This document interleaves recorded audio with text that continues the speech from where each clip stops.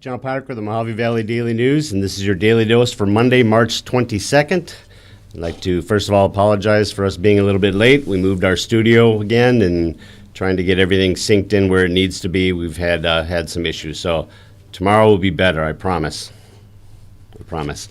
All right, this is brought to you by the Tri-State Radiology Center in Fort Mojave, Arizona. The Tri-State Radiology Center is a River City's premier independent imaging facility offering both digital X-ray and open MRI services. Call them today for an appointment at 928-460-7226. And remember, at Tri-State Radiology, your image means the world to us. All right, let's start with, this is our, Makeup Monday? So we're going to go over some things that were in the Sunday paper. Our top story there, health officials expand vaccine eligibility. We've had a lot of discussion about this over the past few months about it was 75 and over and 65 and over. Well, now they have expanded it to 55 and over. That's according to Denise Burley, our director of the Mojave County Department of Public Health. That's due mainly because we are now getting 10,000 doses of vaccine this week. That's 10,000 that are coming strictly through the county. That doesn't include anything that CVS or Walgreens or any independent people get from their nationwide partners. So we'll get at least 10,000 through the county, and then on top of that, we're going to get some, probably some of the Johnson & Johnson vaccines will be coming through CVS or Walgreens or whatever. So in order to find out where those are at, you can go to the county's website, mojavecounty.us, and see who is distributing them and where and when. Make your appointments. There's also a phone number on there if you would rather call in and set your appointment as well. But you can get more information if you go to our website and look up the health officials expand vaccine eligibility. Speaking of the vaccine, the Bullhead City School District had a mass vaccine clinic on Saturday. It was a private thing, strictly for the Bullhead City School District. We got a nice story in there. Carolyn Stewart, the superintendent of the school district, was really surprised at the amount of employees and staff that came in there and got there. So that was a good turnout for them, which is another step forward in trying to get this handled. And then county will get millions from COVID aid package. There's a story there with a picture of Hildy, our one of our county supervisors, the one for Bullhead, talking about how the $1.9 trillion COVID relief bill that Mojave County is scheduled to get $41.5 million. They are still trying to, they know how much, they just don't know how it's got to be distributed. So they're going to be taking a look at that and figuring out how those, what the rules are when it comes to that. I know that there's a lot of people that have been hurt by the epidemic and how they can get that money into their hands. So, all right, let's go to breaking news. We're going to cover some of the things that are happening today. Today's breaking news is brought to you by New Image Primary Care. New Image is now scheduling appointments within 7 days, so give them a call for an appointment. So our breaking news story, Crushed Board meets Monday to look at employee benefits. They are having a Colorado River Union High School District Board meeting tonight. This will be at 6 o'clock at the Field House to discuss employee benefits and administration contracts. So the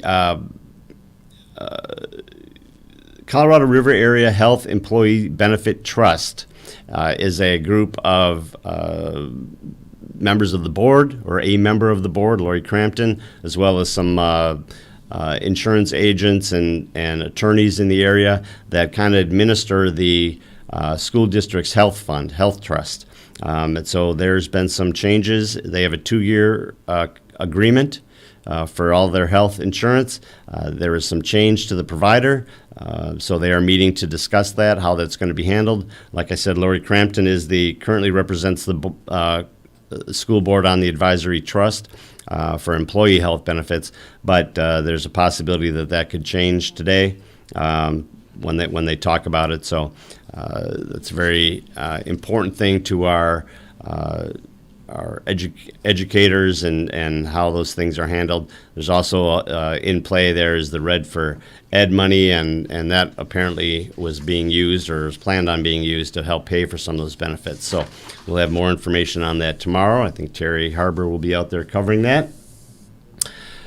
Next, Chamber urges residents to use tax credit donation. So we got a nice long story today about how the Bullhead Area Chamber of Commerce is urging residents to use the tax credit donation. If you're not familiar with it, it is a one-for-one swap between your taxes and any charitable donation. So you have this tax credit, and it is a way for you to, instead of sending the money to our state and federal tax collectors, you send it to a local charitable organization. You get a one-for-one credit. It's not like some of your medical expenses where you get, if you reach a certain level, you get 5% or 10% of that back. This is a one-for-one swap. So if you take $400 and you send it to the River Fund, you get an immediate $400 credit. It also isn't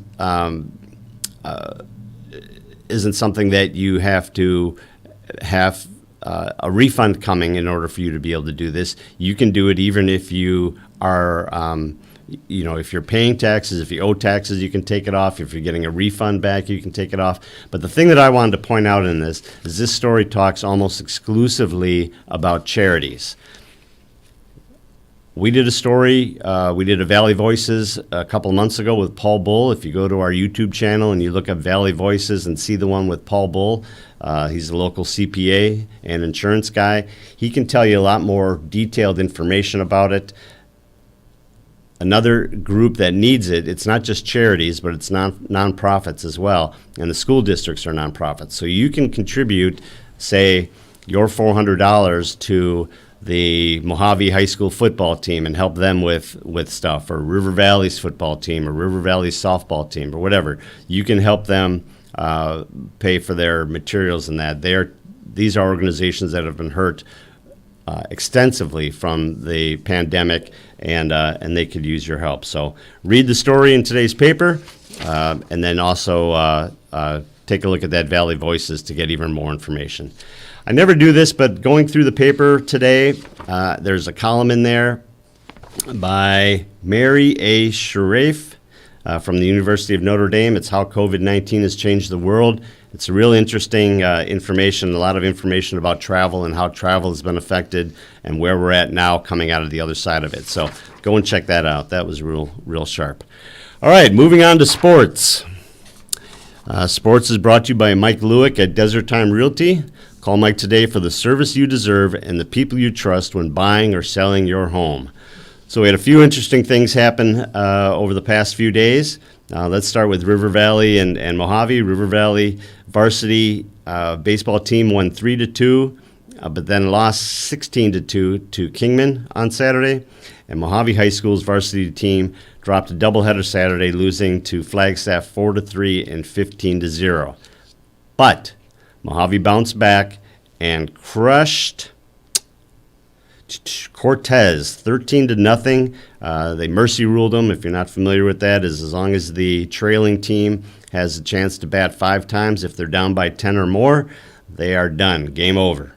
So starting pitcher Devin McDaniel had a suicide squeeze to start the scoring for them, and then he also pitched 2 innings before giving way to River Borland. Between the two of them, they only gave up 1 hit to Cortez, and they beat them handily, 13-0. So that raised their record to 1-2. So good job to them.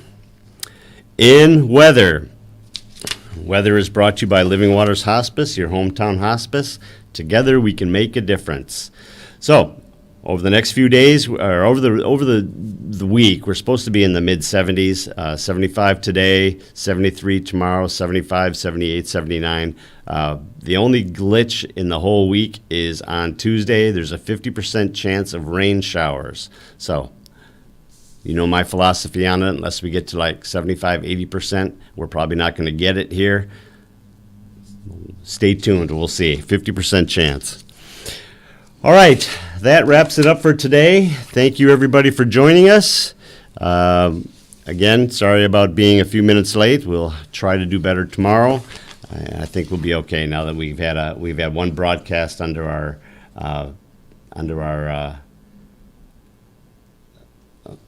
belt today. So it says no picks, blank screen. Jeff is on vacation this week, so we got Lawrence in here this week, and we have kind of, because of our crunch, we try to keep it down as much as we can. Although Jeff and Mike are both standing outside the window back here staring at me. So I see the camera, and right behind them I see their two wonderful faces giving me a hard time.